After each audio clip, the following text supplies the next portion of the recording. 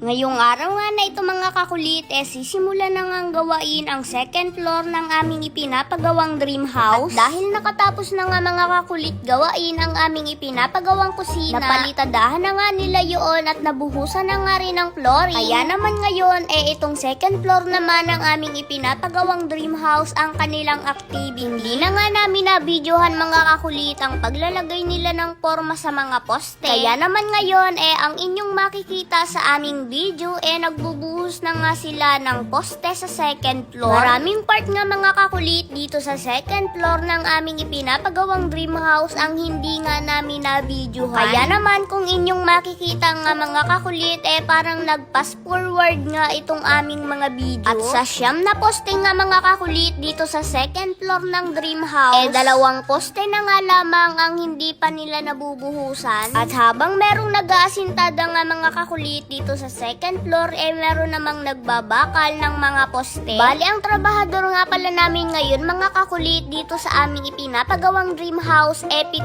tao. Nagdagdag nga kami mga kakulit ng mga skill para mas mabilis nga matapos itong second floor ng aming ipinapagawang dream house. At kung inyo nga palang mapapansin mga kakulit, dito nga sa aming ipinapagawang dream house, yung kalahati lamang ang may slab at yung kalahati naman open area. So, bali yung open area nga pala na yun mga kakulit, yun nga pala yung magiging high ceiling namin. Lalagyan nga pala namin ito mga kakulit ng high ceiling para kahit hindi nga kalakihan yung bahay, magmumukhang malaki kapag nasa loob. Dahil sa design nito na naka high ceiling. O diba? Pang mayaman. Charot, hindi dapat gayon.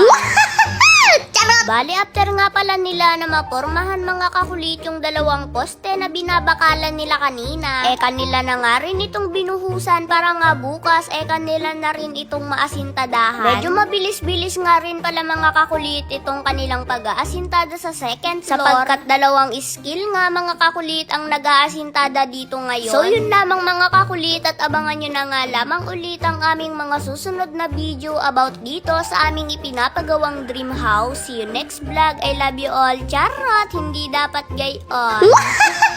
Charot!